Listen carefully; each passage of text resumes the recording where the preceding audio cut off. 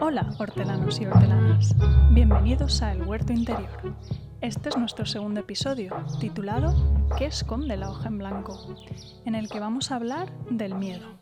El miedo como herramienta, el miedo adaptativo o desadaptativo, el miedo a la hoja en blanco, al acto creativo, el miedo también a la muerte y cuál sería el opuesto del miedo.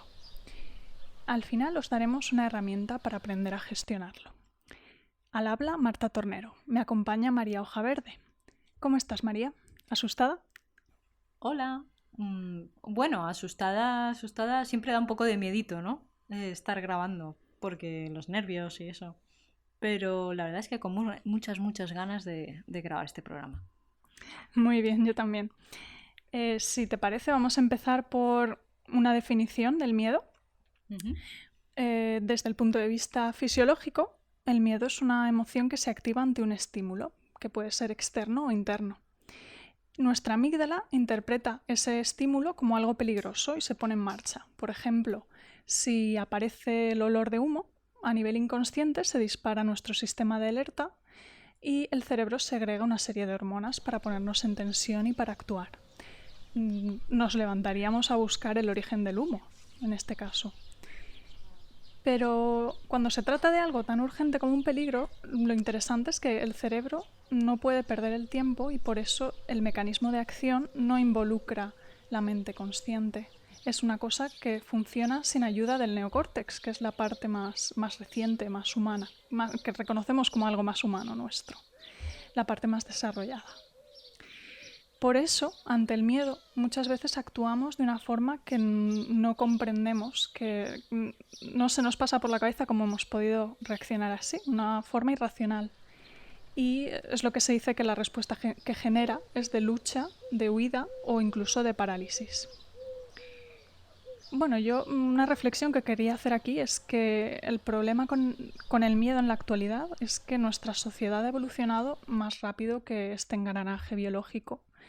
Y los miedos a los que nos enfrentamos actualmente son más sutiles y más difíciles de percibir y de desentrañar, de comprender, que los miedos con los que nos encontrábamos en la sabana, por ejemplo, que en ese momento, pues evidentemente una reacción instintiva, como en el caso del olor del humo, nos salva la vida.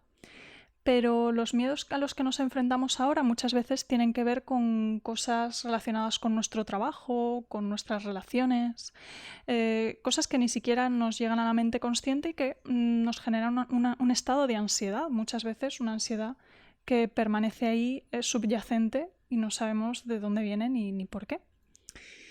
Y bueno, el miedo parece que lo desencadena en ocasiones un pensamiento.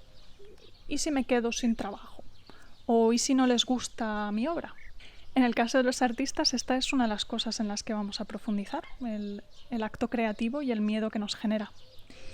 Así que de esta manera nos quedamos atrapados en una historia imaginaria que nos montamos, que nos cuenta el miedo y que, salvo que empecemos a desentrañar, a desahovillar esa madeja, nos domina de forma inconsciente.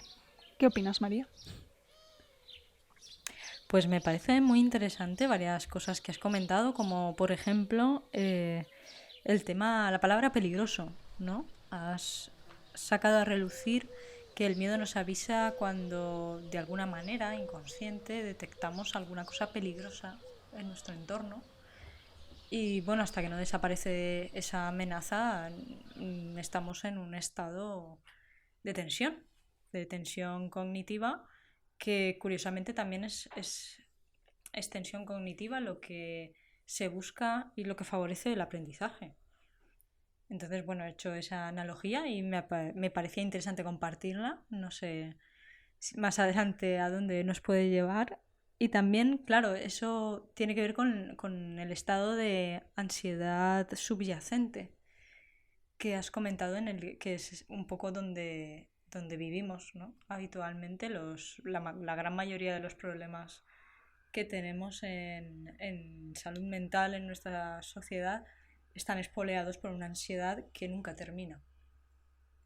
sea por, no sé, la haya creado nuestros propios pensamientos o la haya creado la realidad en la que vivimos, ¿no? El no respetar los ciclos y los procesos de cada persona, tanto por un montón de cuestiones, ¿no? Por la jornada laboral, el tema económico, ¿no? De que necesitamos dinero para todo, casi hasta para respirar, sobre todo ahora con las mascarillas, ¿no?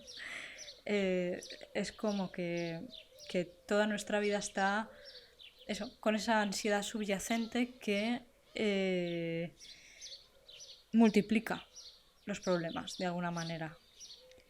Entonces, ¿tú crees que el miedo también es algo que se puede observar a nivel social, no a nivel simplemente del individuo, sino como un clima que estamos viviendo de alguna manera? Sí, hace años se hablaba de cuando buscabas ciertos estudios y intentabas ahondar un poco en los tabúes sociales, ¿no? En los temas que no se tocan habitualmente, como son las tasas de suicidio o de suicidio infantil y cosas así, ¿no? Hay muchísimas cosas que dan mucho miedo y de las que nunca se habla porque se huye y se evita este miedo. Porque, claro, también provoca parálisis. Todo lo que has comentado es tan real y tan visceral que muchas veces preferimos vivir en un relato más amable o más digerible de la realidad. Entonces, cuando buscabas estas cosas, a mí me salía, por ejemplo, el concepto de que había una pandemia que se llamaba depresión, ¿no? Una pandemia de trastornos depresivos que iban todos acompañados, entre otras cosas, de una ansiedad vamos, una falta de relajación y una ansiedad constante que lo que hacía era potenciar ese estado constantemente. Y bueno, me ha parecido muy importante también que hablarás de los tres mecanismos, ¿no? Los tres tipos de mecanismos, la lucha, la huida y la parálisis. Y me gustaría, después de hablar ¿no? de estas cosas, tanto de calificar de tabú el miedo, de cosas tan desagradables y tan escondidas que tenemos en nuestra sociedad, que es como los trapos sucios o la parte que nunca queremos ver, está el tema de que el miedo se usa para controlar la población. Entonces, realmente, en esta sociedad es difícil, es muy difícil, con el nivel de ansiedad que tenemos constante por múltiples cosas que afectan a nuestra supervivencia directamente, porque es como tú dices, que ha cambiado el enfoque de la supervivencia. Pues ahora, claro, ¿cómo vas a dilucidar entre tantas cosas que tienes encima y que estás viviendo? ¿A qué tienes miedo realmente? ¿A qué no? ¿Por dónde está entrando? ¿Qué está pasando? Es difícil. La verdad es que es difícil. Sí, me parece muy buen ejercicio precisamente lo de dilucidar de dónde proviene ese miedo. Y hay un par de cosas que has dicho que me han resonado. Lo de una herramienta de control de la población o incluso de ganancia económica. Me parece muy gracioso el tema de que ahora en muchos noticiarios, específicamente en Antena 3, se están viendo muchas noticias sobre ocupas. Porque parece ser que cierta empresa de alarmas comprada por ciertas personas ha pagado o controla o tiene el monopolio informativo y busca que la población tenga un concepto de inseguridad en su propio hogar o en sus segundas residencias para poder vender más alarmas. Esto es un ejemplo de lo más sencillo de cómo se puede utilizar el miedo para unos fines lucrativos. Claro, es que el miedo enfocado a fines lucrativos funciona muy bien, siempre ha funcionado muy bien. Sobre todo si lo combinas pues con otras cosas, ¿no? Que tenemos en nuestras vidas, como adicciones y bueno, cosas que ya empezamos a comentar también en el último programa. Y bueno, que creo yo que a lo largo de todos nuestros episodios iremos dando pequeños tintes de esta visión que tenemos de la realidad o cómo la vamos experimentando y viviendo a medida que pasan los días y que el mundo cambia, porque el mundo cambia cada día en Efectivamente, 2020. sí. Ahora eso es más relevante que nunca. Otra cosa que has mencionado que me parece muy relevante es que la tensión cognitiva No sé desde qué punto lo enfocas tú, pero yo he estado investigando este tema del miedo y de cuándo aparece. Y aparece, de hecho, en los ámbitos de enseñanza muy a menudo cuando uno se enfrenta a algo que supone un reto y que está en el límite de sus habilidades o quizás exceda sus habilidades actuales, pero que podría llegar a adquirir la habilidad necesaria para afrontarlo. Y es en ese momento cuando se produce el miedo. Es como la típica frase que dicen de salir de la zona de confort, es precisamente esto, cuando tú te enfrentas a algo que está justo en el límite de tus habilidades, que te exige romper alguna barrera o salir de una línea que has trazado. Claro, es que quizá estemos hablando, se me ocurre, ahora me viene, que quizá estemos hablando de la misma emoción o sensación en diferentes grados, por decirlo así. Cuando hablamos de tensión, luego lo que podría ser llevado a la tensión cognitiva, si no hay una cierta tensión o no hay... Esto es lo que a mí en el máster, en el CAP de profesorado, me comentaron que una de las cosas, ¿no?, en psicología del aprendizaje, era fundamental que se creara o se provocara alguna especie de tensión cognitiva que se puede enfocar de muchas maneras. Puede ser, pues, provocar simplemente un interés o una duda, un suspense, un intríngulis, un reto, como tú has comentado, para que se produzca un movimiento en la persona en una dirección, un movimiento creativo.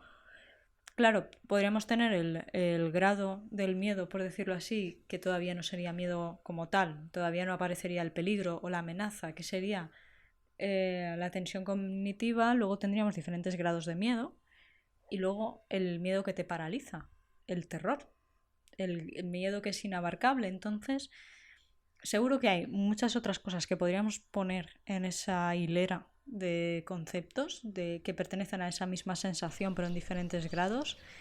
Y bueno, lo importante es, desde mi punto de vista, para cómo yo lo llevo con mi vida, porque yo siempre voy a hablar al final de mis propias experiencias y de lo que yo he vivido, porque es lo único que puedo compartir con un poco de, no sé, de sentido. Es el tema de cómo vivir estas cosas de manera que no me acabe dominando el miedo, que no me acabe aprisionando o que me boicotee. ¿Cómo puede ser que yo me boicotee a mí misma simplemente por el hecho de intentar evitar una lucha, una parálisis, la misma huida? Es esa habitación. ¿Qué pasa? No es tan importante los grados, sino el abordaje, desde mi punto de Sí, vista. eso precisamente eso te iba a comentar, que al final los grados quizás dependan más de la persona y de cómo utilice ese miedo que del miedo en sí o del objeto que provoque ese miedo o del pensamiento, porque estamos viendo que en nuestra sociedad a veces es más un proceso interno, un estímulo interno lo que desemboca en ese miedo que algo con lo que nos encontramos en la calle. Por ejemplo, cruzando la acera un coche. No es un miedo tan común como el qué va a pasar después de la cuarentena o cómo va a ser mi vida a partir de ahora. Otro ejemplo que me parece muy útil aquí para hablar de la zona de confort y del miedo aplicado al proceso de aprender o de crear algo nuevo es la idea que tenemos todos bastante clara en el ámbito del ejercicio físico, del atletismo, que para que un músculo pueda crecer hay que llevarlo a su límite y durante un tiempo más o menos sostenido. Eso prácticamente todos lo podemos ver con cierta claridad, pero en el ámbito intelectual, como puede ser, o el ámbito artístico, como puede ser pintar o escribir, ahí nos cuesta un poco más encontrar esa tensión, ese momento de tensión que puede desembocar en miedo y que en el atleta se equipara a llevar el músculo a un extremo. Claro, es que lo de la tensión cognitiva también es una teoría, al fin y al cabo. Tú para aprender no necesitas estar al límite. No sé si me estoy explicando. Conocí a una Sí, bueno, persona quizás al límite no, pero sí que llevar a cierto punto que ofrezca un poco de resistencia. o a una zona desconocida, simplemente para poder crear a partir de ahí. Mm, Recuerdo una persona que una vez me comentó el hecho de que, bueno, la creencia, ¿no? Al fin y al cabo estamos hablando de creencias cuando hablamos del miedo y de las teorías y de todas las cosas de la vida. Que él, si no estaba, si no se castigaba mucho, si no llegaba a un límite de verdad desagradable, no se movía, no era capaz de hacer nada. Claro, ahí entramos ya en el tema del castigo y de qué es lo que nosotros consideramos un castigo, un límite, cómo aprendemos. Creo que ahí también tiene mucho que ver, como en todo, las experiencias que hemos vivido, lo que nos ha marcado y la estimulación que hayamos recibido, o más que el recibir estimulación, lo que nos hayan permitido explorar por nuestra cuenta. Y esas vivencias que hayamos tenido es lo que va a marcar nuestros miedos y nuestras creencias, porque que pueden ser reformuladas a través de otras experiencias que nos atrevamos a vivir. Pero claro, el hecho de que haya personas que hay gente que dice que aprende mejor o trabaja mejor o saca su potencial solo si está al límite. Yo creo que dependería de la persona, del momento, y que soy de la escuela que prefiere dejar aflorar las cosas, porque la vida ya te va a poner acontecimientos inesperados delante para que resuelvas. Y puedes verlos como un conflicto o no, como un acontecimiento inesperado. Y creo que la diferencia entre verlo entre un conflicto, ¿no? Como algo malo, el juicio de algo malo que va a hacerte daño, algo amenazante, algo peligroso, o algo que puedes sobrellevar, incluso con lo que puedes jugar, incluso algo que puede venirte muy bien, puede estar simplemente en eso, en el tema del miedo, de las experiencias que hayamos vivido y lo que proyectemos nosotros en esa experiencia también. Entonces, ¿cómo trabajar con el miedo? ¿Cómo tratar con el miedo? Porque el miedo, al fin y al cabo, es una reacción que nosotros tenemos. Es algo propio, forma parte de nosotros, incluso me atrevería a decir que somos nosotros. Esa parte de ese miedo es como decir, no, es que yo tengo un brazo, no, es que ese brazo también eres tú, pues es que ese miedo eres tú también. Es una parte de ti que a lo mejor pues ahora se ha disociado para poder ayudarte, o sea, es como que hablas contigo mismo, una forma de hablar inconscientemente contigo mismo, y por lo tanto tú estás ayudándote a ti mismo con ese miedo. El miedo es tu amigo, siempre, siempre va a intentar velar por tu supervivencia. Es como un mensaje inconsciente, como los sueños, como... No sé, yo creo que es una carga de información que está ahí, como tú has comentado al principio, ¿no? De los miedos primitivos, como el tema de oler fuego. Obviamente, si nunca has vivido una situación, ahora mismo, si tú no has vivido ninguna situación de peligro extremo con fuego, pues igual oler a quemado no te lleva a un nivel de reacción muy rápida, más, más bien como a un estado de vamos a ver de controlar un poco de a ver, eso es de aquí, huele a quemado, ¿de dónde vendrá? Que no sé qué. Pero en cuanto has vivido una situación así, ahí sí que se dispara la amígdala. Entonces, claro, todo lo que hemos vivido es lo que marca. Y el miedo es muy importante y también se puede ver como un síntoma de un proceso, y hay que escuchar lo que tiene que decir el miedo, porque el miedo siempre tiene algo que decir. Esos mensajes, tiene multitud de mensajes, porque tú enseguida puedes ir creando asociaciones, puedes reformular los relatos de por qué ese miedo está ahí, pero siempre van a haber cosas subyacentes y cosas que rascar.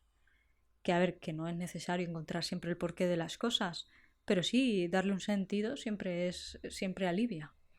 Entonces, es material que tenemos para trabajar, por decirlo así. Sí, yo estoy totalmente contigo y creo que una de las cosas que has mencionado ahí es muy importante, cómo vivimos el miedo y el hecho de buscar esos límites con los que llevarnos incluso a una situación desagradable. Más bien yo creo que es una actitud que tiene una actitud patológica que tienen algunas personas, pero tampoco es algo que se haga habitualmente. El común de los mortales busca precisamente lo contrario, evitar situaciones que le resulten desagradables. Esa persona, por los procesos que haya vivido en su vida, ha equiparado ese tipo de situaciones con un crecimiento y a lo mejor eso es lo que busca, eso es lo que le hace sentir completa o que está avanzando en su vida. Pero es igual que la idea del artista atormentado, que no se sostiene por ningún sitio. Si acaso los artistas que se daban al alcohol, por ejemplo, creaban a pesar de su adicción al alcohol, no gracias a ella. Y todo el sufrimiento que genera relaciones tóxicas y una vida caótica pueden en algún momento sublimarse y ser material de novela, pero en esa época no es la mejor época para crear. Se puede utilizar como herramienta, pero eh, no recuerdo qué artista, ni cuándo, ni dónde, pero sí recuerdo haber leído que quizás fuera Van Gogh o quizás fuera Goya, no lo sé, pero sus mejores pinturas fueron hechas cuando estaba en un periodo de nuevo de calma y de tranquilidad, que no estaba desbordado por la vida. Sí, yo creo que al final es experimentar esos límites de una forma sana y saludable y con todo el autocuidado del mundo, como un reto, como un juego, más que como un voy a empujarme al borde del abismo, ¿no? Voy a acercarme un pasito a ver qué hay y descubrir que quizás no hay un abismo o puedo bajar por una escalinata y no tengo que poner en peligro mi vida ni mi integridad. Simplemente a tomar un riesgo que muchas veces vamos a descubrir que ese riesgo era mucho menor de lo que parecía viéndolo en la distancia. Que eso es otro de los productos del miedo, que tiende a hacer más grande aquello que no ve. Creemos que hay un monstruo en el armario, luego lo abrimos, no hay nada. Podría haberlo, pero seguramente daría menos miedo que el que nos estamos imaginando. Y bueno, yo creo que en este sentido y emparejado con el acto creativo y con utilizar el miedo de forma sana, saludable, podemos pensar en el miedo como un amigo, como tú dices, o como una brújula incluso. Si hay algo que nos está generando miedo o, o que consideramos que nos está generando una resistencia, quizás ahí podemos mirar y ver si nos puede estar aportando algo, si puede ser a lo mejor un camino de crecimiento. A dónde señala la brújula, ¿no? Efectivamente. Si el miedo está señalando a no hagas eso porque te arriesgas a, puede que se rían de ti, puede que te juzguen o, uy, que vas a hacer tú eso que no te pega para nada. Todas estas excusas que te puede poner el miedo son una invitación a examinar por qué yo siento eso y qué es lo que podría aportarme eso que quiero evitar si lo hago con confianza y con el miedo como compañero, porque no nos vamos a deshacer de él, pero al menos con curiosidad. Sí, porque el miedo no solo nos ayuda de las maneras que hemos comentado, ¿no? A proteger como una estrategia que también nos mantiene en la zona de confort. Pero bueno, al fin y al cabo es ese lugar ritual que nos hemos creado en el cual nos sentimos a gusto y es como una base, como decirlo, como un campamento base, ¿no? A donde volver y donde sentirnos estables, que no tiene por qué ser saludable, pero bueno, es nuestro campamento base y con eso es suficiente. Entonces él es como la baliza de retorno, por decirlo así, ¿no? También hay otra manera en la que los miedos nos ayudan, ¿no? Y es la fobia. Y es algo que se ve mucho en el campo del arte también. Las fobias, el cogerle un terror irracional llevado al extremo o también un juicio puede estar enmascarado por un juicio muy tremendista o también irracional. Como por ejemplo, no es que yo no soy capaz de hacer esto o es imposible que yo haga esto y por lo tanto evito esa tarea.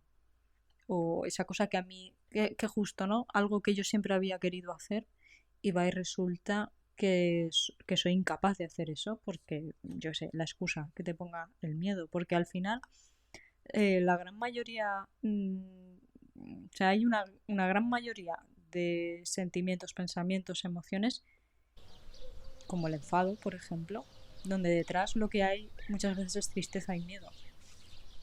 Lo que pasa es que no llegamos a observar tan profundamente estas emociones ni estas reacciones. Pero es curioso, ¿no? Que pase eso, de que le cojas un pavor a algo que realmente no tienes por qué saber, no tienes por qué ser consciente. Normalmente las fobias son muy difíciles de llevar en el día a día, son miedos que te desbordan y que incluso te puedes llegar a sentir inútil, ¿no? Por ejemplo, una fobia muy sencilla, como puede ser eh, tenerle miedo a las palometas. ¿Qué va a hacer una palometa? Un mosquitito con las alas un poco más grandes. ¿Qué te va a hacer a ti, que eres un humano, que pesa 60, 70 kilos o 80 kilos o que mide 1,70 m? ¿Qué te va a hacer una palometa?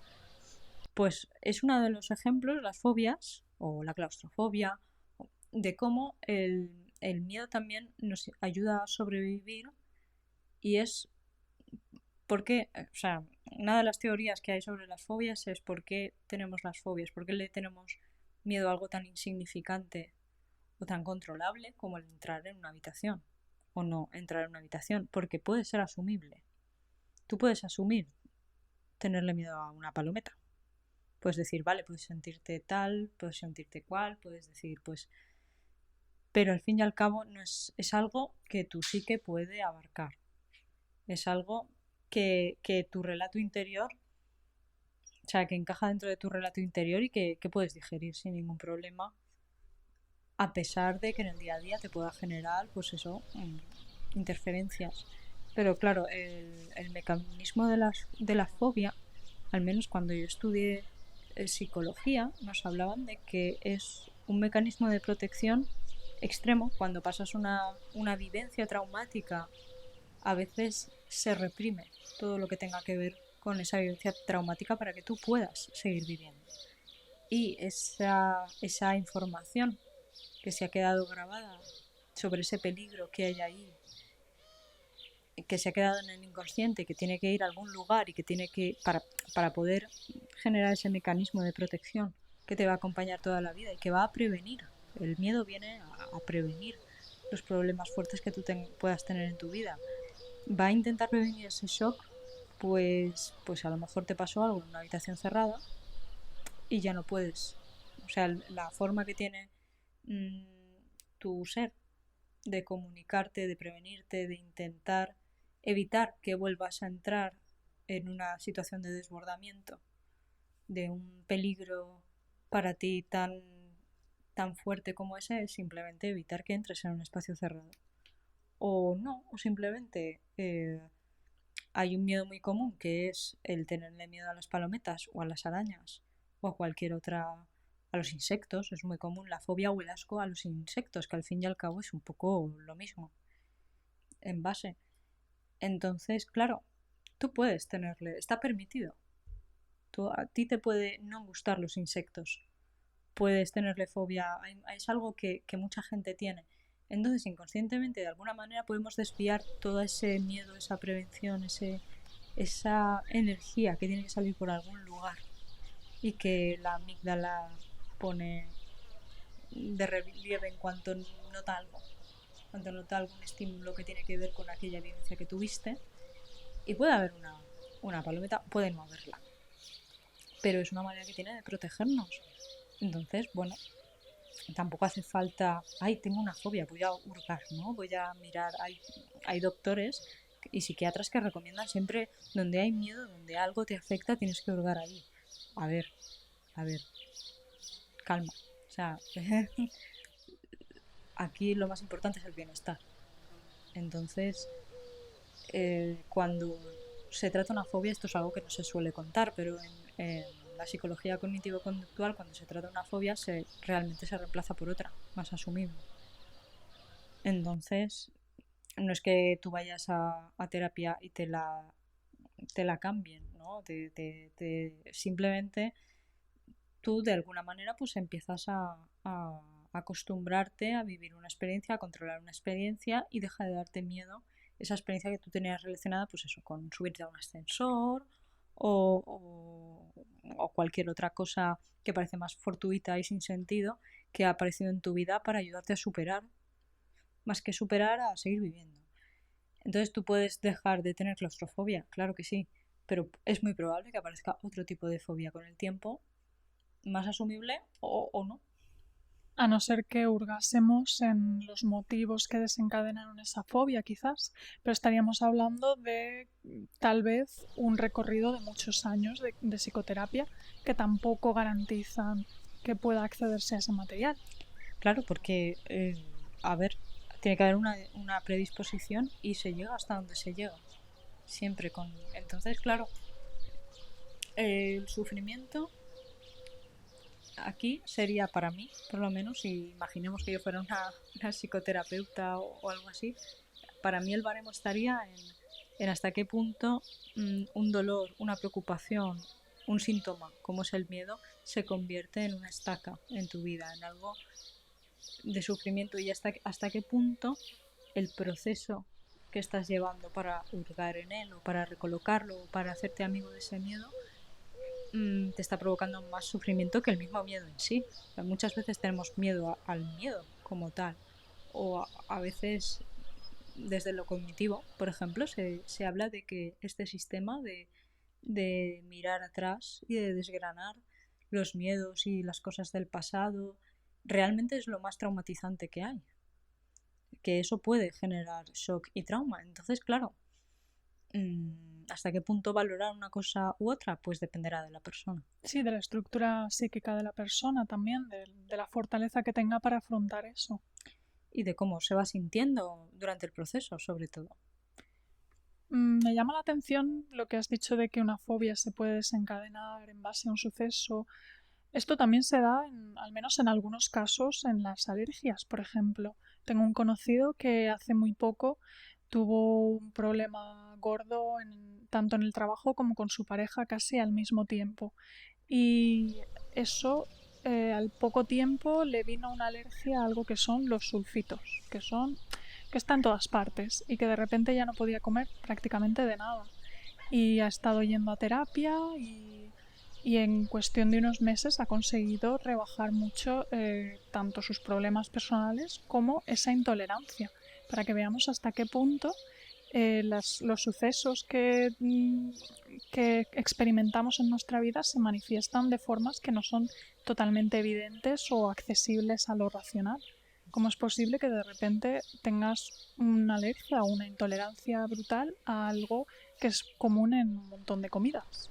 Luego, al respecto de otra cosa que hemos estado viendo, cómo relacionarnos con el miedo, a mí me llama mucho la atención que cuando buscas por internet o lees libros de autoayuda, hablan mucho de conquistar o de superar o de enfrentarse al miedo. Y a mí esas palabras tan de oposición, tan combativas, me resultan llamativas porque presuponen que, primero, que el miedo es un enemigo al que se puede ser más fuerte que ese enemigo y enfrentarse a él y sobreponerse a ese miedo, y luego que es algo negativo. Y aquí me gusta mucho una reflexión que hace Elizabeth Gilbert, que es la autora de Come, Reza, Ama, que todo el mundo ha leído ese libro al parecer, o visto la película, creo que era con Julia Roberts. Que, Javier Bardem. exacto. Tiene un libro reciente del 2015 que se llama Big Magic, que me leí hace poco, me pareció fantástico. Y en él dedica uno de los primeros capítulos a hablar enteramente del miedo. El libro en general va sobre el proceso creativo, pero que dedique el primer capítulo a hablar del miedo a mí me parece muy interesante. Como nosotras, vamos, hemos pensado lo mismo. Y como Gilbert, aprende a integrar el miedo en su vida y en el proceso artístico.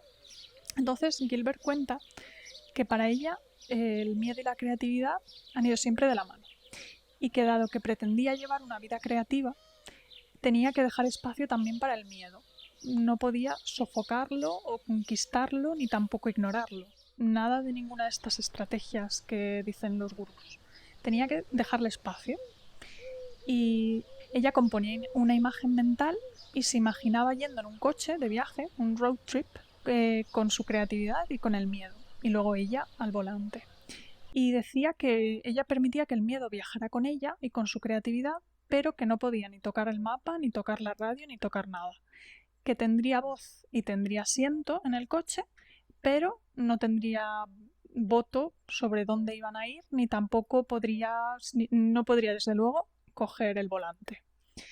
Y yo creo que es una imagen muy buena para lo que estamos hablando, de dejar espacio al miedo, de dejarnos acompañar por él y de acompañarlo como algo que es parte de nosotros y reconocer su utilidad, pero sin embargo no dejar que tome la decisión por nosotros. Si el miedo es algo irracional que podemos utilizar como brújula en ocasiones, lo tomamos y lo observamos desde el consciente, desde el conductor que está llevando ese coche, pero no dejamos que tome la decisión.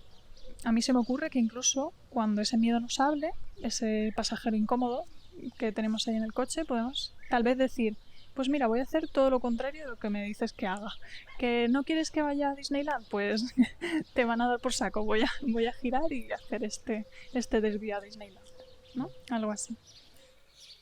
A mí me viene a la cabeza, ¿no? Cuando has estado hablando del pasajero incómodo, esta evocación en Big Magic, me ha venido a la cabeza la película de Pixar del revés.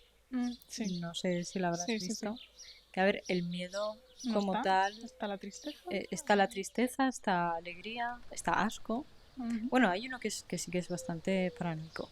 Hay uno de los personajes que sí que no sé si es el miedo como tal, pero me ha recordado para los que no hayáis visto del revés, aquí viene un spoiler, pero bueno, los momentos en los que tristeza empieza a tocar todos los recuerdos que tiene la niña, que no me acuerdo cómo se llama, almacenados en su memoria y todos estos, claro, a tristeza no se le deja hacer nada. Durante alegría la tiene secuestrada, básicamente, no le deja opinar, no le deja moverse, no le deja hacer nada porque como que molesta, ¿no? Y hay un momento en el que, bueno, pues todo se va de madre, todo se desbarajusta, hay una situación de caos y tristeza simplemente se dedica a tocar los recuerdos almacenados de los mejores recuerdos de su infancia, de la niña. Y claro, y empieza todo a convertirse en recuerdos tristes y alegrías, no, pilla un rebote de mira lo que has hecho. Y esa película nos enseña a ver cómo la tristeza es muy importante y fundamental. También el asco, también la alegría, por supuesto. La ira. La ira también, la ira es muy graciosa, como está representada ahí todo el heavy metal que Sí. lleva la ira. Pero es como más un consenso entre todas las emociones en el cual al final el que lleva el volante eres tú. Y no sé, me gusta mucho la imagen que has traído del conductor, ¿no? Y el pasajero incómodo. Porque sí, es una muy buena visualización para enfrentarse o colaborar con el miedo. Sí, porque lo contrario sería reprimirlo o Mm. enfrentarse, evidentemente. Reprimirlo, enfrentarse o ignorarlo. Y como pasa en la película, que tristeza pues acaba trastocándolo todo, pues en este caso un miedo al que no le dejamos espacio puede convertirse en una ansiedad que vamos tapando y en algún momento explotará y no sabremos por dónde ha salido, ni de dónde, ni qué efecto va a tener. Puede convertirse en una pesadilla que se adueña de tu vida, porque puede que inconscientemente lo que estés evitando lo estés creando también. Te estés metiendo en situaciones que justamente lo único que hacen es enfrentarte a ese miedo para que lo conozcas y veas que no pasa nada, ¿no? Y puedas madurar en ese sentido o pasar una experiencia que en el pasado no pudiste superar. Entonces, claro, ¿hasta qué punto? ¿No? ¿Cómo podemos baremar cuándo nos sobrepasa y cuándo no? Pues a través de la experiencia. ¿Y cómo nos sentimos? Mm. En mi vida artística o creativa sí que puedo hablar, ¿no? Hablando desde mí, de uno de los mayores miedos que yo he tenido y que a veces sigue apareciendo muy de vez en cuando, ¿no? Sigue subiéndose en el coche conmigo, que sería a ver, va disfrazado de evitación al cierre, de evitar la conclusión de los proyectos, pero yo creo que es un miedo a no sé exactamente a qué, pero puede ser a la exposición pública, a ser juzgado, a no ser capaz de terminar algo o a no poder cumplir la expectativa. Yo creo que ese es un miedo bastante común y que observamos, que experimentamos muchos artistas, evitar cerrar o incluso evitar empezar algo. En algún momento de la obra puede que nos bloqueemos o quizás ni siquiera hayamos empezado, estemos en un proceso de investigación constante que lleva años y años y no se genere nada de contenido porque nunca estamos preparados para crear algo. En muchos puntos de ese proceso puede haber un bloqueo que no va a ser otra cosa que miedo. De hecho, me parece curioso el tema de cerrar, de no estar preparado para cerrar algo, un miedo, una evitación del cierre, un miedo a finalizar una obra. Me recuerda a uno de los arquetipos del miedo que comenta una investigadora. Habla de que uno de estos arquetipos sería el del procrastinador que a la vez es perfeccionista. Suelen ir emparejados. Eso es lo que a mí me llamó sobre todo la atención, porque siempre tenemos por un lado la figura del que deja las cosas para más adelante, pero emparejado con el perfeccionista tiene mucho sentido. Dejas para más adelante también el crear cuando, por ejemplo, estás informándote, leyendo, haciendo cosas alrededor para facilitarte, como si estuvieras constantemente abonando el campo y no quisieras plantar nada. No estuviera el campo ya suficientemente preparado para poner ahí unas semillas y ver qué sucede. Es trabajar la tierra para nada. Es un poco la ilusión que posterga la acción, ¿no? El estar siempre dentro de una especie de pseudofantasía, un relato que te cuentas a ti mismo, que yo he vivido muchísimo, en el cual es justamente como tú comentas, ¿no? Tienes las semillas preparadas, lo tienes todo preparado, ya sabes cómo realizar los procesos, está todo controladísimo. Sabes qué variedades vas a plantar, sabes, depende de la temperatura, qué es lo que necesitarían cada, bueno, teóricamente, por supuesto, porque todavía no lo has llevado a práctica, pero es como que tienes toda la situación perfectamente controlada y estás esperando eternamente el momento propicio que nunca llega. ¿Y qué pasa? Que al final, pues las semillas se pasan y el tiempo se pasa y no vas a estar siempre esperando a crear o a lo mejor es que llega un punto en el que la vida se acaba. Entonces, puede que esa postergación también sea una negación de ese final de la vida y final de todos los proyectos. ¿Qué pasa? Que a veces también puede que nos venga el sentimiento o la creencia o la sensación de que ahora estamos muy cómodos con algo, pero ¿y si esto se acaba? ¿Luego qué vendrá? ¿Vendrá algo peor? ¿Me quedaré igual pero sin ello? Es como si estuviéramos acostumbrados de alguna manera en esta sociedad a no estimular como que no vemos esa idea de crecimiento y de ciclo, como, ¿cómo decirlo? Como que uno se muere y ahí queda todo, ¿no? Algo se muere y ahí se queda todo. Y no, es un proceso cíclico, un bucle en el cual todo es crecimiento exponencial, sobre todo si estamos hablando de creatividad. A ti un proyecto te sirve para abonar otros proyectos. Independientemente de la cosecha que te dé ese proyecto, en el huerto también pasa igual. También estamos acostumbrados a, por lo menos desde pues la forma en la que tradicionalmente con pesticidas y demás se ha trabajado, por lo menos aquí en España, ¿no? Tú le das todo lo que tienes a esa planta, luego te sale lo que te sale, te decepciona o no te decepciona, das al proveedor todo lo que te ha pedido, o si no, pues trapicheas un poco porque, o no, o lo aseguras el huerto y hay veces que las cosas no salen como tú querías y hay gente que quema sus huertos porque sus huertos, sus campos de naranjos, sus tierras, porque lo que va a cobrar del seguro es más de lo que va a recibir por todo el trabajo que ha realizado. Es una realidad realmente creada. A ver, que si tú eres un agricultor que vive de la naranja y te sale más a cuenta que te pague el seguro, eso es otra cuestión, ¿no? Una cuestión de, obviamente, de que no se está fomentando ni respetando el tema la vida de los productores y la calidad de vida tanto del trabajador como de las personas, de los consumidores y de toda la población española.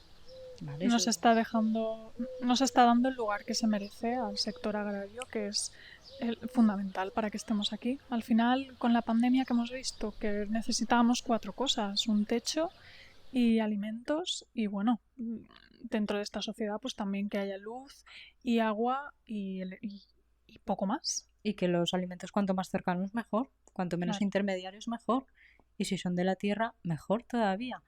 Y en tiempos de necesidad vamos a la temporada y a conservar y a guardar. ¿Qué sucede? Que nos sirve de metáfora para hablar del miedo. Nos sirve de metáfora para hablar del miedo de muchas maneras. También de las expectativas. Es como si viviéramos dentro de un mundo virtual que nos hemos creado en la materia. No sé si se entiende, pero A mí, de la analogía que has hecho sobre las semillas, el campo, me resuena la idea de que las semillas se pasan también y que por mucho que preparemos nuestro terreno, si no hacemos algo en él, puede que llegue un día en que intentemos cultivar esa semilla y cultivar esa planta y no salga nada, ya no nos dé la planta que esperábamos. Y eso sucede a nivel de las ideas, que tenemos una idea con la que trabajamos durante muchos años. Bueno, trabajamos postergando el verdadero trabajo, o sea, creando toda una ilusión de trabajo alrededor de eso, pero no creando en sí.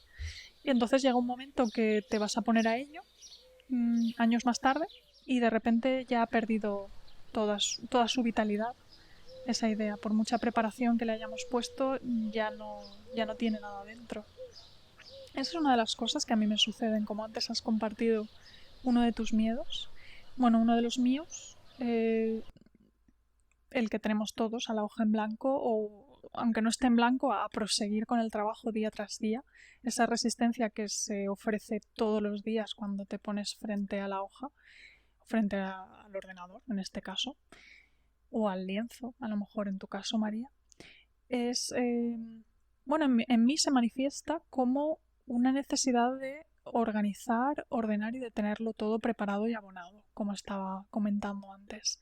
De decir, voy a procurar que no se me escape nada, voy a intentar tenerlo todo disponible, todos los recursos que necesite, todas las referencias, todo el material, todas las líneas de trama, todo, para que mientras cree me resulte fácil.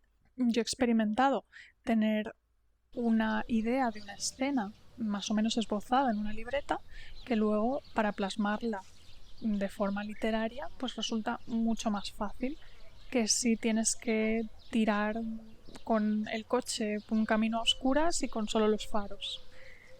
Pero cuando se lleva a un extremo ya deja de resultar útil y se convierte en una patología, una evitación más bien.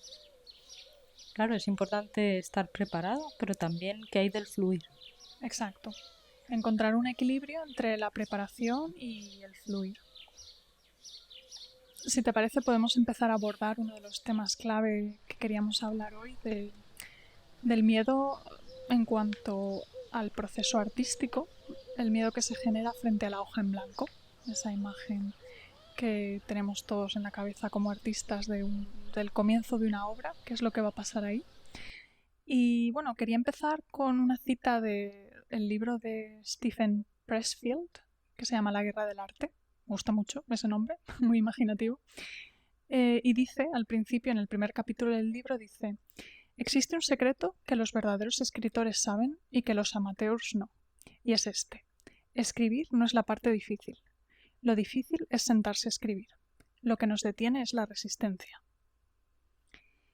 Y bueno, me parece muy interesante porque a nivel fisiológico, me voy a poner en plan científico aquí, que siempre está bien ver de qué manera nos afecta corporalmente, ya no sea a nivel espiritual o mental, pero corporalmente, lo que es la resistencia o la neurología de la resistencia, esto lo leí hace muchos años.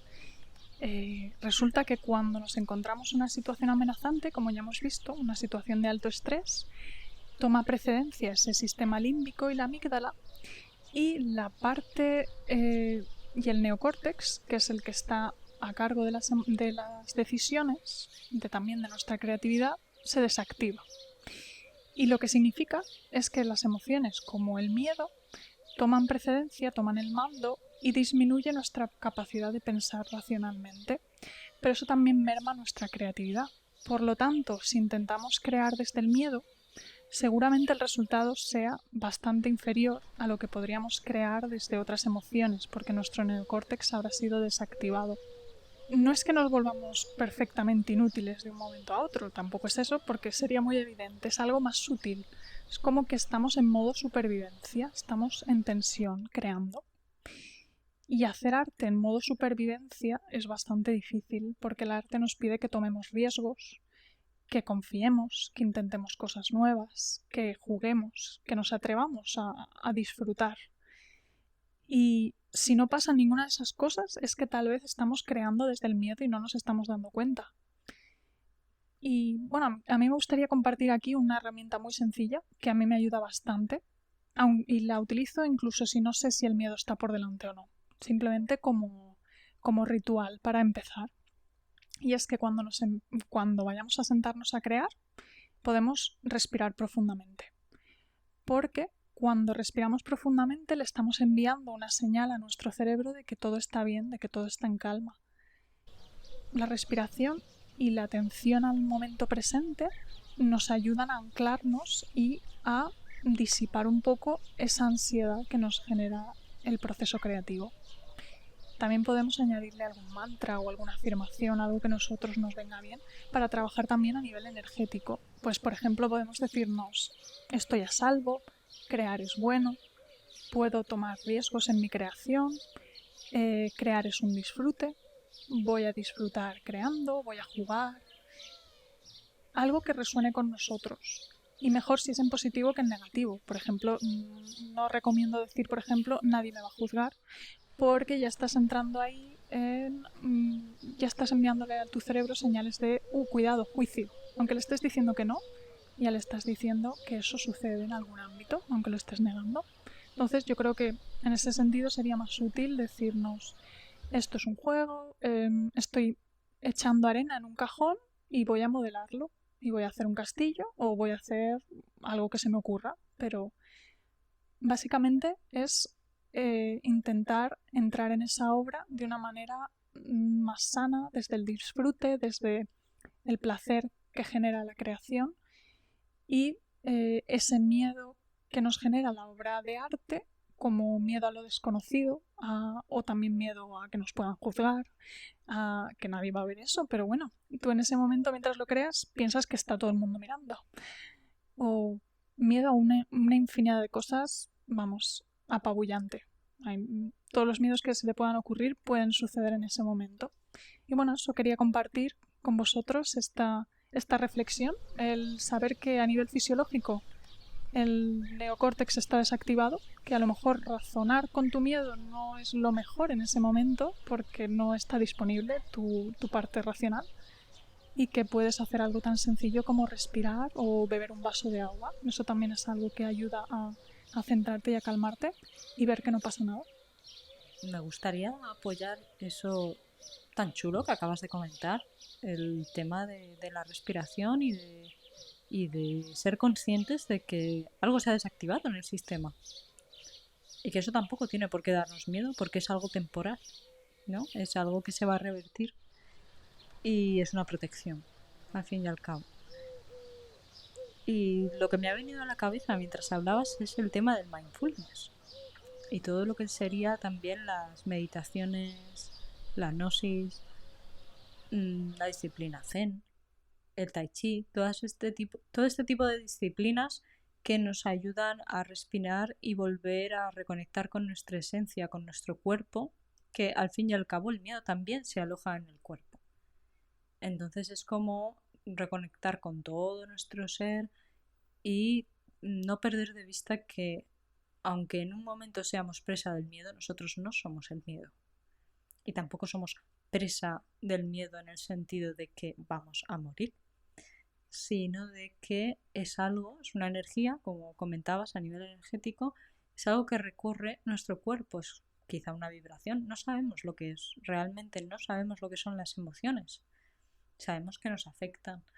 Entonces, sentir cómo nos afectan, atrevernos a respirar en ese miedo, porque se va a transformar en otra emoción, eventualmente. Aunque nos haya dado una taquicardia, aunque respirar ahí y eventualmente se convertirá en otra cosa. De hecho, yo que soy muy de darle la vuelta a la tortilla, ya me iréis conociendo, de intentar hacer todo lo contrario, pero no sé, a mi manera. ¿Vale? Marta comenta pues de irse de un extremo a otro, de atreverse, ¿no? De ser valiente, de incluso ser como el loco de la baraja de tarot, ¿no? Cambiar el orden de las cosas. Yo propongo darle la vuelta como eso, como cuando estamos cocinando y le damos la vuelta a la tortilla, algo que por cierto me da mucho miedo y me cuesta mucho Sí, hacer yo tampoco. Yo tampoco me atrevo a la tortilla. porque mis tortillas acaban siendo siempre revueltos. Bueno, yo una vez casi prendo fuego. Bueno, prendí fuego a un paño de cocina. Ah, pues Ay, bueno. es un miedo justificado. Sí, ahí está todo justificado, está todo correcto. Bueno, lo que quería decir es que nos atrevamos a, no, yo propongo a convertir el miedo en material creativo, que es lo que yo hago con la tristeza, por ejemplo. Hay días que son para pintar, hay días que tengo muchísimas ganas de dibujar, de plasmar lo que veo, lo que siento, de reinterpretar la realidad. Y hay días que estoy tan triste que, que es un pozo de angustia, donde el miedo está muy presente, disfrazado con todas las caras que quieras, en el que en mi propia neurosis todo parece demasiado oscuro, demasiado espeso y demasiado impenetrable, ¿no? Como una losa que cae y que me ahoga y que me asfixia y esa ansiedad pues parece que va a desbordarme. Ya, por fin, es como esta vez sí. Otras veces he resistido, he aguantado, pero esta vez. Y entonces, una de las formas que tengo yo de salir de ahí es no salir de ahí, sino coger una libreta y escribir lo que me está pasando, lo que siento, expresar, vomitar todo ese miedo en una hoja de papel. A mí me funciona la poesía, no sé por qué.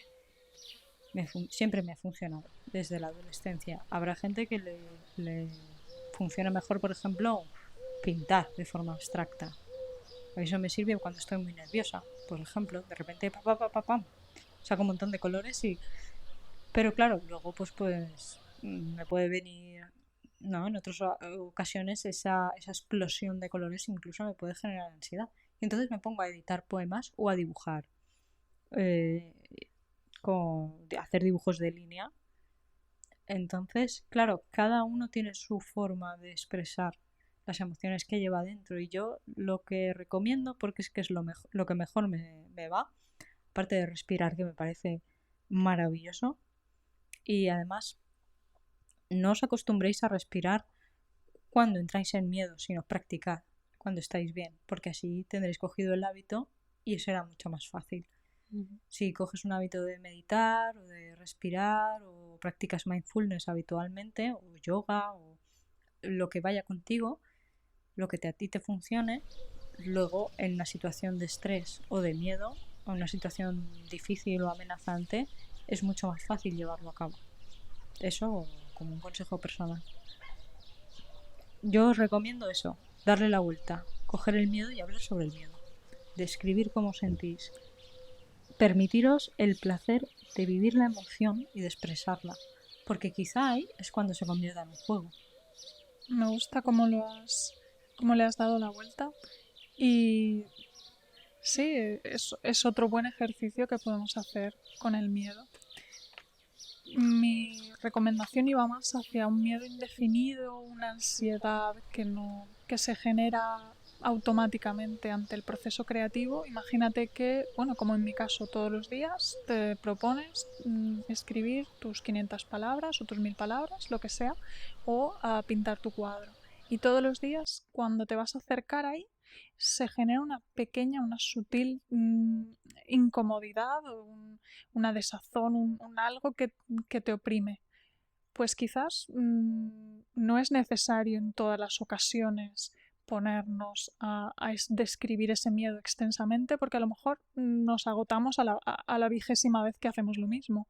Una herramienta que nos puede ayudar a gestionar eso y volver a la obra puede ser la respiración. Depende de cómo queramos abordarlo. Si queremos hacer de ese miedo una expresión artística o incluso introducirlo en nuestra obra, si puede tener cabida, yo creo que es una idea fantástica y que puede darnos mucha vitalidad a lo que estemos haciendo.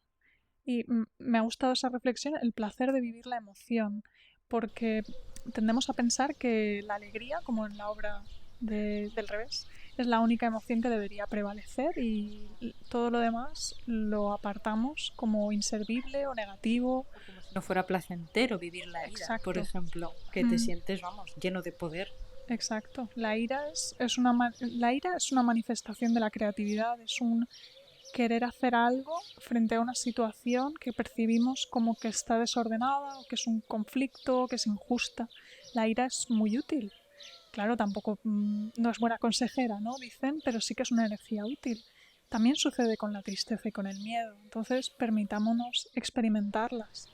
Ya si llega un momento en el que se vuelve algo demasiado pesado que experimentamos a diario y no tenemos salida para ello, probemos distintas estrategias. Probemos respirar, probemos incluso lo que decía María, escribir lo que estamos sintiendo en ese momento o escribir, pintar, crear música, lo que sea que hagamos para nuestro arte o incluso programar, si ese es nuestro arte, probemos a transformar ese miedo en algo creativo.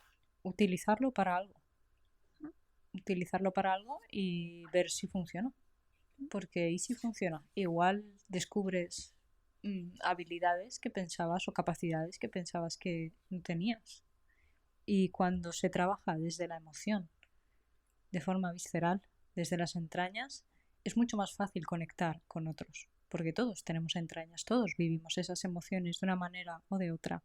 Entonces es una forma de crear arte auténtico también, auténtico en ese sentido, ¿no? De conectar víscera con víscera, por decirlo así, aunque nuestras vivencias han sido muy diferentes. Sí, totalmente de acuerdo. Creo que se puede hacer arte muy bueno con todo tipo de emociones. La poesía que tú comentabas, utilizar para vehicular la tristeza. Mucha gente lo hace así. Y atrevámonos a ver qué genera en nosotros ese miedo. Y bueno, quería hacer una reflexión aquí contigo. ¿Qué es lo que tú consideras el opuesto del miedo? Pues creo, de momento, que el opuesto del miedo puede ser el amor. Y para empezar a hablar de este tema, para empezar a reflexionar sobre esta cuestión, voy a leer una cita de, a ver si lo pronuncio bien, Aldous Huxley, que es el escritor que escribió, pues, entre otras muchas novelas, Un Mundo Feliz, que creo que será por lo que es más conocido. El texto se llama Vivir sin miedo y dice así: el amor ahuyenta el miedo y recíprocamente el miedo ahuyenta al amor. Y no solo al amor el miedo expulsa, también a la inteligencia, la bondad, todo pensamiento de belleza y verdad, y solo queda la desesperación muda, y al final el miedo llega a expulsar del hombre la humanidad misma. A ver, al leer esta cita, en la cual mete al amor directamente relacionado con el miedo, al finalizar la cita te quedas un poco con lo malo, ¿no? Por decirlo así, con un sabor de boca, o al menos eso es lo que a mí me ha sucedido, ¿no? Decir la desesperación, tal. También es un escritor de ciencia ficción que, bueno, Un con muy poco buen... tremebundo. Sí, y con muy buen ojo, porque lo que estamos viviendo, pues a mucha gente le está empezando a recordar un Sí. mundo feliz. Entonces, démosle la vuelta a la tortilla una vez más y hablemos del amor, porque sí que es verdad que cuando hay amor no puede haber miedo, y cuando hay miedo no puede haber amor. Entonces, ¿qué pasa ahí? ¿Qué es lo que tiene el amor que no tiene el miedo? Es lo que a mí me gustaría traer aquí. Y a lo que a mí me remite es a la confianza. La confianza para crear, para abordar esa situación desconocida, ¿no? ¿Qué diferencia a un niño que no tiene miedo de explorar con el que le aterra salir al exterior o que no quiere separarse del grupo de amigos o que de alguna manera no se atreve a dar ese paso que la curiosidad tanto le está poniendo delante, ¿no? ¿Qué es lo que pasa ahí? Y al hablar de la confianza, tendríamos que hablar de los vínculos y del apego, ¿no? De todo nuestro historial de relaciones con nosotros mismos, con el entorno y de relaciones afectivas. ¿Por qué? Porque vivimos en un mundo consumista y orientado a los objetos, donde tenemos vínculos afectivos con los objetos. Y lo que creamos no solo son... o sea, si estamos hablando de artistas, estamos estamos estableciendo relaciones con objetos, al fin y al cabo, con obras con las cuales establecemos un vínculo y en algún momento ese vínculo puede que termine, o ese diálogo, así como el diálogo cuando tú finalizas una obra termina, y es muy interesante tener una obra durante muchos años y tocarla solo de vez en cuando y ver cómo se transforma, ese vínculo termina y es un vínculo, un diálogo con uno mismo, con tu propio inconsciente también. Y ahí intervienen, pues eso, la afectividad, los apegos, todo lo que has vivido, cómo lo has vivido y toda la historia de tu amor y por lo tanto de tus miedos. Entonces yo empezaría por la confianza, por chequear la confianza. Me resuena mucho lo que cuentas. Yo lo había expresado, había reflexionado al respecto de otra manera, pensando no tanto en la confianza, sino en algo que se deriva de esta, que es la curiosidad. Y es precisamente esa apertura que requiere una situación desconocida, abordarla de manera lúdica, o de manera abierta, de manera amorosa, de manera dispuesta a asumir lo que pueda traernos, sin juicio y sin expectativas. Y yo creo que un opuesto del miedo sería una vida creativa, que por definición es una vida que se nutre de la curiosidad. La pasión está ahí, no siempre está, pero cuando está es una gran aliada. Pero la curiosidad casi siempre podemos encontrarla. No se trata tampoco de llevar una vida temeraria y de cualquier cosa me va bien y no poner un poco en tela de juicio lo que nos ofrece la vida, sino eh, escuchar ese miedo, dejarle un espacio, que no sea tampoco nuestro copiloto, pero que esté en el coche con nosotros y sin embargo atrevernos a ir más allá. A mí me gusta la imagen de cuando el miedo acecha, una imagen bonita lo de acechar, pensar que es más como algo que nos dice, algo interesante puede suceder, qué interesante, ¿no? Imagínate, te proponen algo y dices, qué miedo, no, no, qué interesante, o estás al borde de, por ejemplo, en una situación de meditación, mucha gente cuando empieza a meditar y le entra la ansiedad y normalmente en ese momento deja la meditación porque le sobrepasa eso que está sucediendo, pues igual en ese momento es cuando puede empezar a suceder algo que resulta interesante verdaderamente. Eso es lo que nos está generando el miedo en la meditación, porque es algo desconocido, pero también algo que nos puede enseñar mucho y nos puede ayudar a crecer. Y el que interesante se relaciona de nuevo con lo que comentábamos de el miedo como una brújula.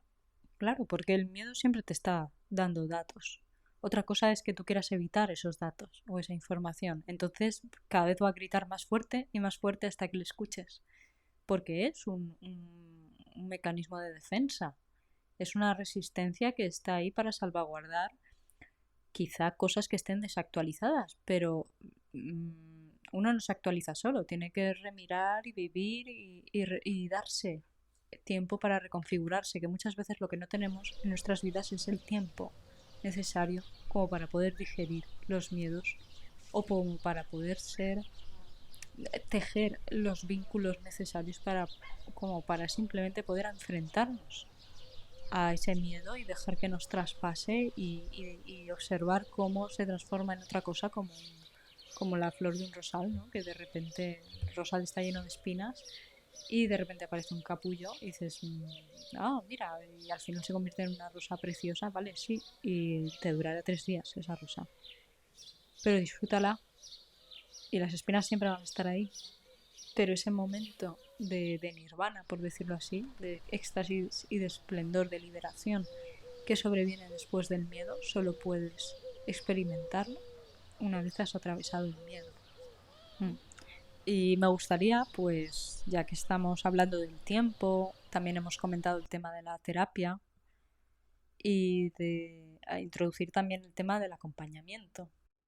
Ahora me gustaría recomendar un libro a los que estén interesados en el tema del apego y de los procesos resilientes y de todo lo que tenga que ver con las vinculaciones y cómo esas heridas de abandono que vivimos a lo largo de nuestras vidas pueden incidir eh, inconscientemente en nosotros y en las personas que nos rodean y suponer algún tipo de bloqueo en un momento dado o un soniquete que se repite, un run run que siempre está en nuestras vidas y que lo ignoramos o simplemente estamos acostumbrados a vivir con él y pensamos que es algo normal, ¿no? Que incluso que es algo que todo el mundo vive, pero no nos engañemos, no podemos ponernos en los zapatos de los demás. Todo lo que nosotros vivimos y experimentamos es único, maravilloso y precioso y tenemos que darnos ese placer de poder convertirlo en medicina, por decirlo así, ¿no? De sacar lo bueno y poder convertirlo en quizá nuestra, nuestra obra de arte magna. El libro, porque me enrollo con una persiana, el libro que quería comentar es El niño abandonado, guía para el tratamiento de los trastornos del apego, de Niels Peter Rigard.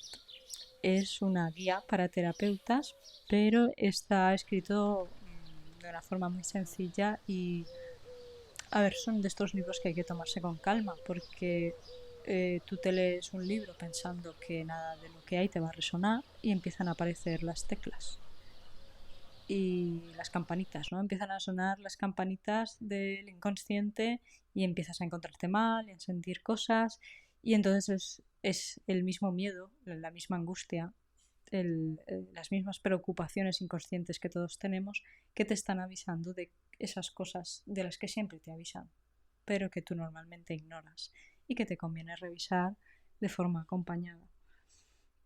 A ver, no hace falta meterse en leerse un libro de este calibre para explorar estas cosas.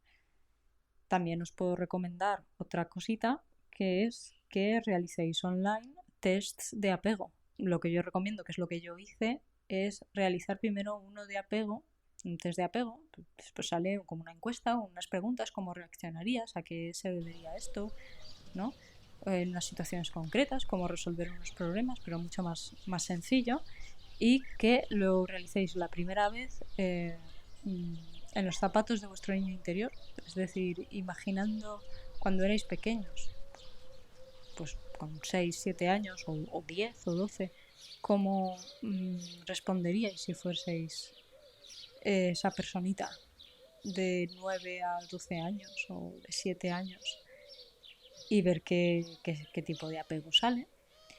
Y luego también podéis hacerlo pues en las diferentes relaciones. Si habéis tenido alguna relación afectiva durante mucho tiempo, que incluso ha llegado a ser conflictiva, pues también podríais hacerlo poniéndose en los zapatos de ese yo de hace X años o X meses o X tiempo que ha estado ahí viviendo esa y que ya no sois vosotros, ¿no? Sois vosotros pero en otra dimensión, por decirlo así, ese yo vive en vosotros, pero también ha trascendido.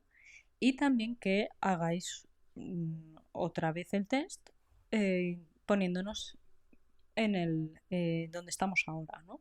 En el momento que estamos viviendo ahora. Y entonces podéis comparar lo que os salen los diferentes test para poder observar vuestra evolución y bueno, también sentiros orgullosos de todo lo que habéis ido avanzando y poder observar de una manera más pues, científica, por decirlo así, ¿no? Más cuantificable la confianza que tenéis en vosotros mismos y en vuestros propios proyectos o la confianza. ¿Dónde depositáis vuestra confianza? ¿La depositáis en los demás?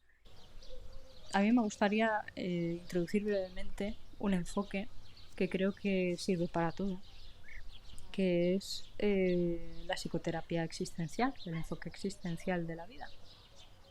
El doctor Irving Yalom escribió un libro donde recoge un poco y consensúa todo lo que es a grandes rasgos en referencia a la psicoterapia existencial y lo podéis encontrar y es muy recomendable.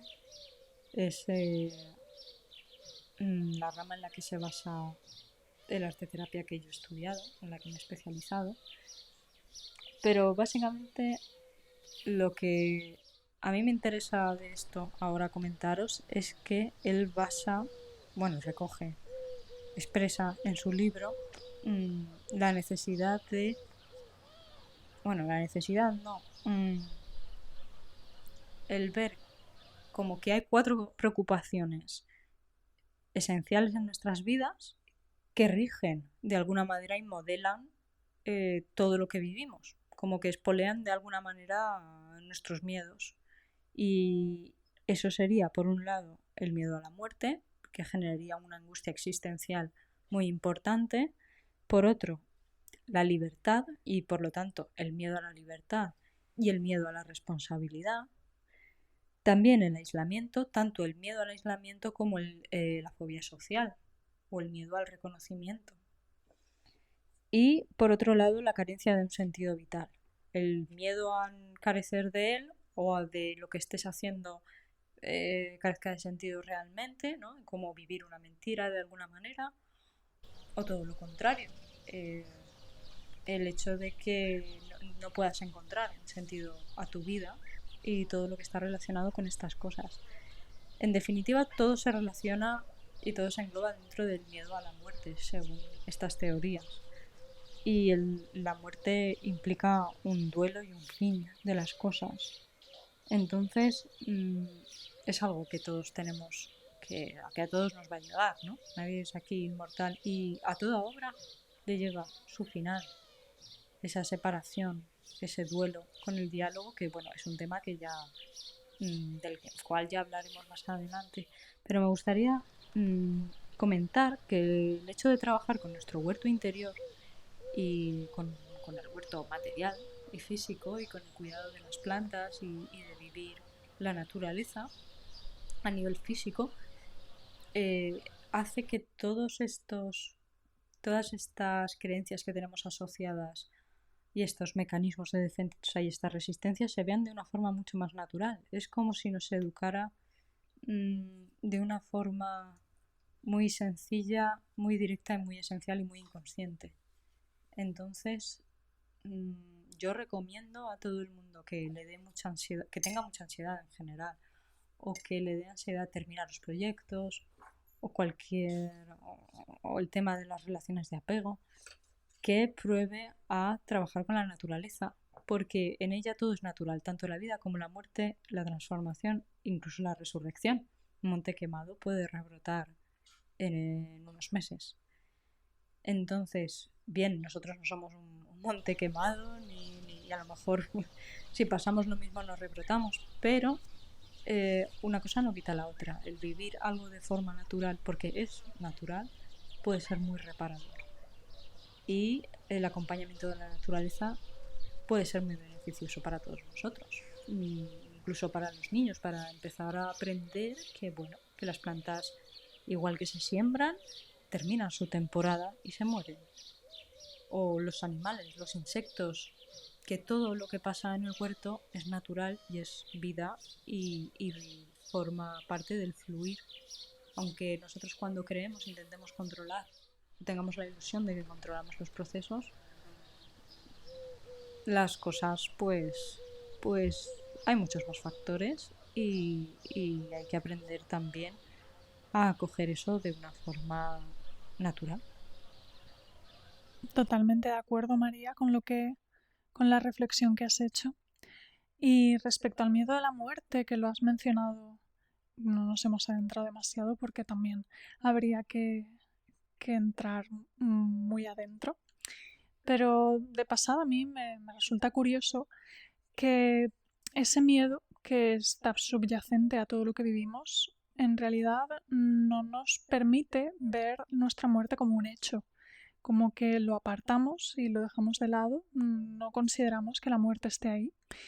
Eh, no, no forma parte de nuestra vida diaria, excepto si en el caso de que cuidemos de un huerto, pues sí que vamos a ver la muerte y la resurrección en algunas ocasiones de algunas plantas que creíamos caput, pues lo experimentamos, ¿no? Pero en nuestra sociedad no se da tanto y me resulta curioso que a menudo cuando a una persona le diagnostican una enfermedad incurable y mortal, la muerte se hace muy concreta y a la vez en ciertos casos, en cierto sentido, desaparece el miedo a la muerte como algo abstracto, porque la persona de repente se activa y pone en marcha sus recursos y digamos que acelera toda su potencialidad.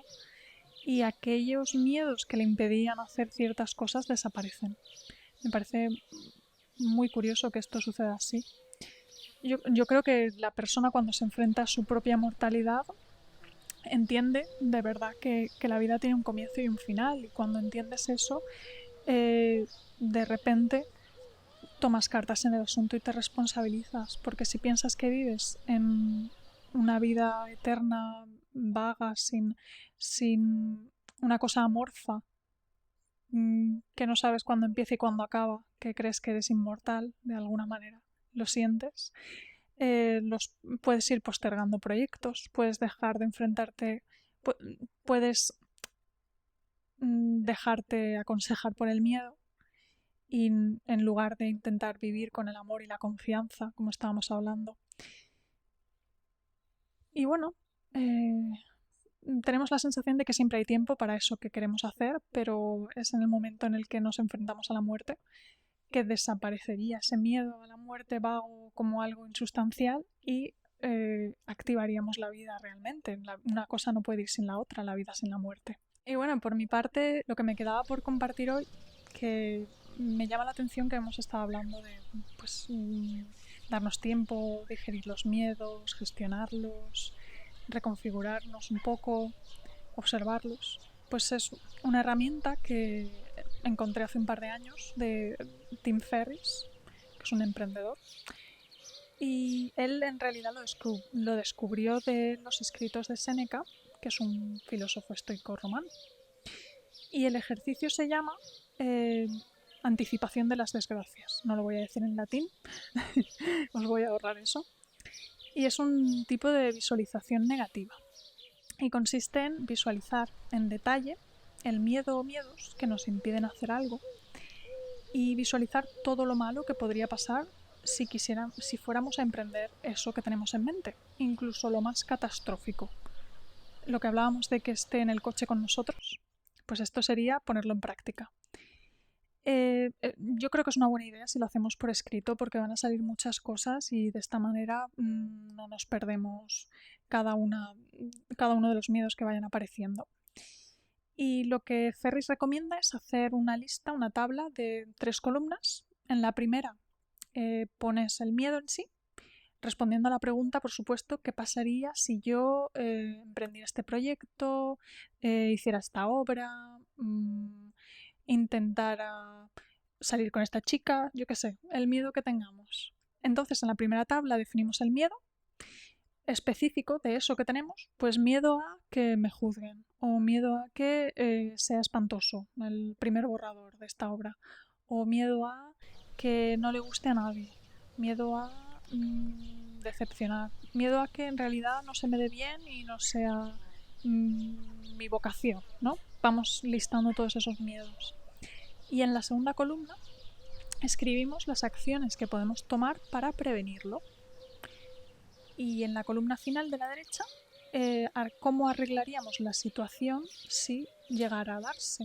Entonces tenemos los miedos, en el centro qué podemos hacer para prevenirlos y a la derecha para repararlos, qué es lo que podemos hacer. Por ejemplo, un artista bloqueado podría decir, ¿qué pasaría si compusiera esta pieza de música? Y puede decir, mi obra puede ser horrible. ¿Qué puedo hacer para prevenirlo? Pues a lo mejor no lanzarla a la primera, sino hacer sucesivos borradores, bocetos de esa obra, o incluso ir a clases de música de producción o con mi maestro, que sí tengo un maestro, y que me ayude a componerla mejor. O intentar mejorar mi técnica para que esa obra mejore. Y en la columna siguiente, ¿qué pasa si efectivamente la obra es un desastre? Pues podemos dejarla estar, podemos contratar a alguien que nos ayude a arreglarla, podemos ir a la siguiente y ya volveremos, podemos tomarla como abono, ¿no? Como ese campo que le hemos puesto una serie de semillas y todo ha salido, bueno, así. No podemos aprovechar demasiado en apariencia, pero siempre aprovechamos. Bueno, y después de esa parte de las 3 columnas, después de esta lista de miedos y la manera de prevenirlos y repararlos, la siguiente pregunta es ¿cuáles pueden ser los beneficios de hacer eso que nos da miedo? Incluso si solo tenemos un éxito muy parcial o incluso si fracasamos. Es decir, los miedos los llevamos al máximo exponente, nos ponemos catastróficos y los potenciales beneficios los ponemos como lo menos bueno que podría pasar. Como mínimo, ¿qué es lo que podría pasar? Positivo. Y bueno, en el caso de una obra, una pieza de música, pues al menos podemos disfrutarlo, podemos aprender, podemos mejorar la técnica, podemos pasar el rato, podemos, sí, crecer como artistas y como personas. Y bueno, la última parte del ejercicio es el coste de la inacción. Y trata de qué pasaría si me dejo llevar por ese miedo y no hago eso que me gustaría hacer o que algo me llama a hacer.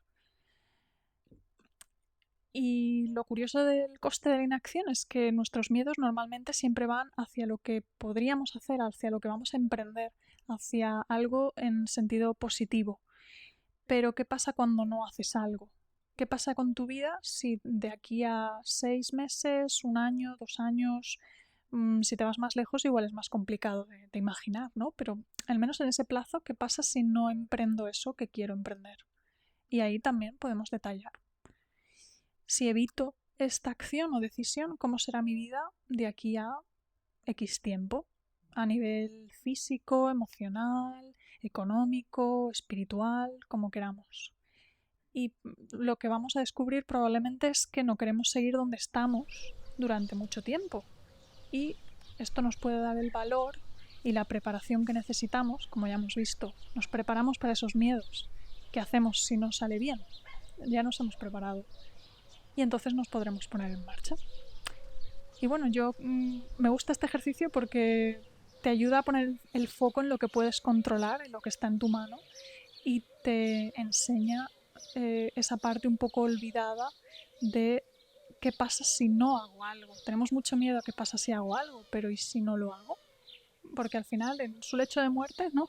Todas las películas en el lecho de muerte, de qué es aquello de lo que se arrepienten las personas en muchas ocasiones, de lo que no se ha hecho, el camino no tomado, ¿no?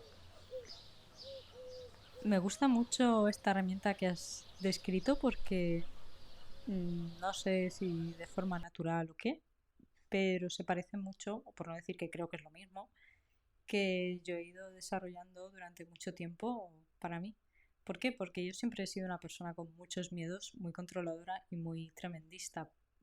Me he considerado trabajadora y organizada, pero detrás pues había una ansia de perfeccionismo y una exigencia espartana, lo cual me llevó a irme al extremo contrario, al caos y al desorden completos y bueno, pues afortunadamente ya he vuelto de allí y voy nadando, depende del día, un poquito más aquí, un poco más allá, pero dejando que se integre, ¿no? Lo bueno de una cosa, lo bueno de la otra y bueno, ir creando un nuevo estar creativo un poco más sano, ¿no? Un poco más equilibrado. Entonces, esa herramienta yo me la... Fue un poco darle la vuelta a la tortilla también, ¿no? El decir, intentar evitar, surgió de intentar evitar constantemente pensamientos que me venían catastróficos de las cosas que iban a pasar si yo tomaba una decisión o creaba algo. Y al final acabé diciéndome, ¿qué es lo peor que podría pasar? Y esa es mi gran pregunta. Cada vez que sucede algo que mis entrañas me avisan de que hay un miedo muy visceral. Entonces digo, o que me pongo muy nerviosa y veo que eso me distrae de mi vida, de lo que estoy haciendo, ¿no? Entonces digo, bueno, me tomo mi tiempo para decirme, vale, María, ¿qué es lo peor que podría pasar en esta situación? Y me monto el peor escenario posible, pero unos escenarios que vamos, irrisorios. Al final llega el punto que dices, cuando si te escuchas, ¿no? Ves que has entrado en el terreno surrealista. Ujú. Incluso puedes llegar al humor si lo compartes con alguien. Pero para mí es una herramienta muy, muy importante porque hace que mi nivel de ansiedad y de nervios suba mientras me monto mi, mi escenario catastrófico, ¿no? El fin del mundo, el apocalipsis, y luego me calmo. ¿Por qué? Porque elaboro las estrategias. Me permito elaborar las estrategias. Y para ello ha sido fundamental evitar el juicio.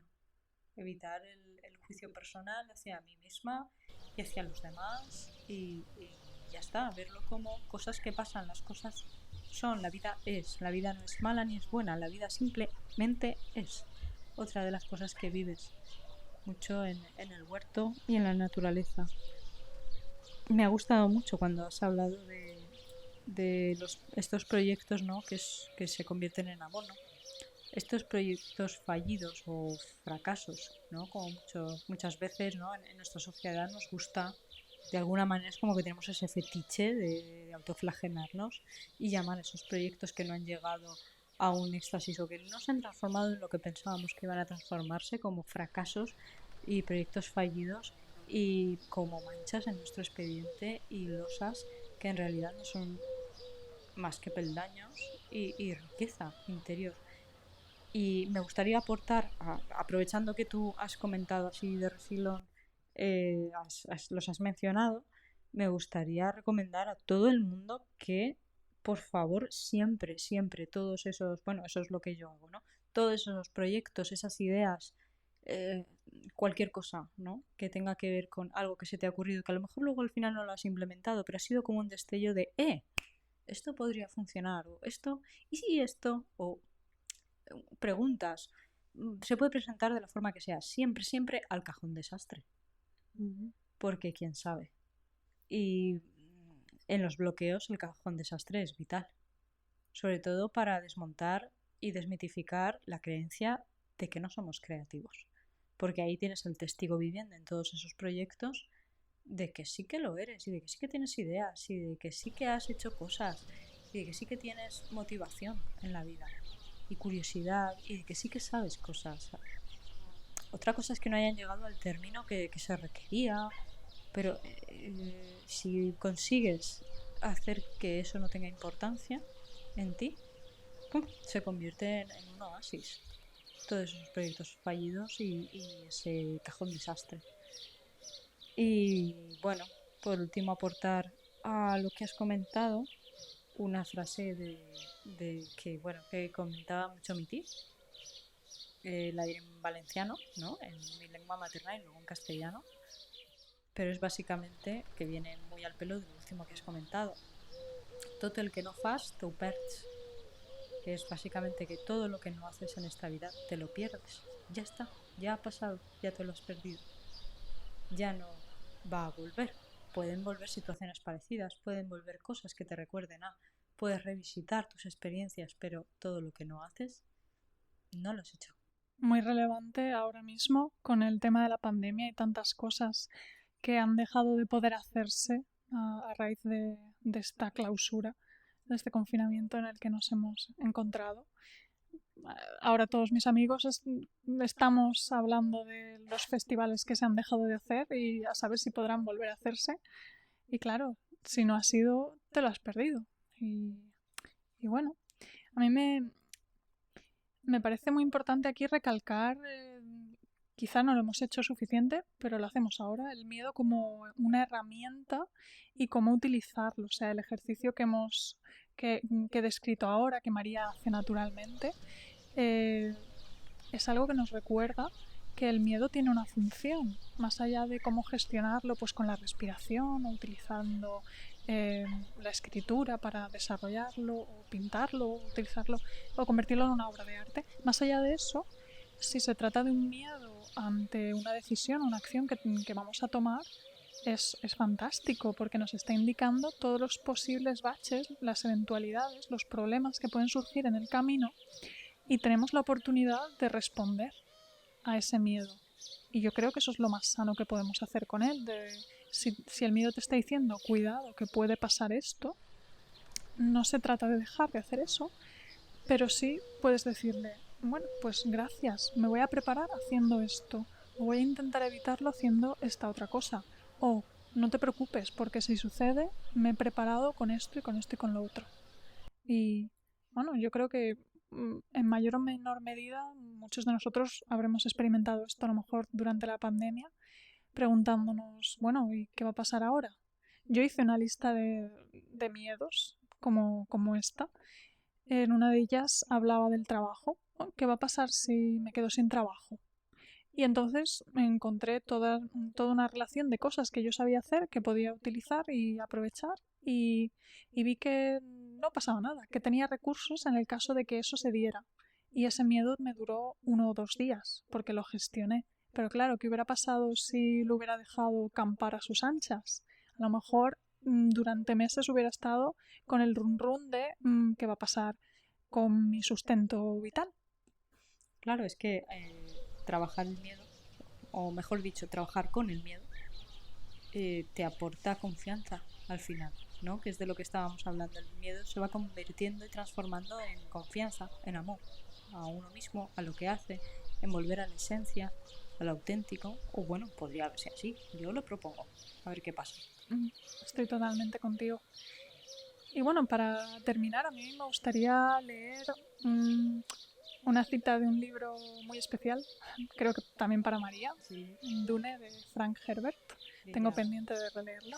Ya hablaremos en algún otro episodio, si te apetece, Marta. Uy, me encantaría. De Dune y de ciencia ficción y Matrix, el cultivo, mundo feliz. Maravilloso. Bueno, lo que traía era la letanía Bene Gesserit, no sé si se dice así, Bene Gesserit, contra el miedo. Y dice así: no tendré miedo. El miedo mata la mente. El miedo es la pequeña muerte que conduce a la destrucción total. Afrontaré mi miedo. Permitiré que pase sobre mí y a través de mí. Y cuando haya pasado, giraré mi ojo interior para escrutar su camino. Allá donde haya pasado el miedo, ya no habrá nada. Solo estaré yo. Bueno, pues esperemos que os haya gustado el episodio de hoy. Marta, ¿qué tal? Yo lo he disfrutado mucho. He aprendido un montón de cosas y con muchas ganas del siguiente. A mí me daba un poco de miedo hablar del miedo y me he dejado algunas cosas en el tintero, pero la verdad es que lo he disfrutado muchísimo. Así que te agradezco mucho haber compartido este espacio conmigo. Y yo a ti. Y bueno, gracias también por escucharnos a todos nuestros oyentes. Si os apetece compartir vuestras propias ideas y experiencias, dejadnos un comentario debajo. Y bueno, si queréis estar al tanto de los siguientes episodios, pues suscribíos a nuestro canal. Gracias por estar ahí. Nosotras seguiremos estando con o sin confinamiento, pase lo que pase. Y nada, recordad, las raíces crecen en la oscuridad. Hasta la próxima.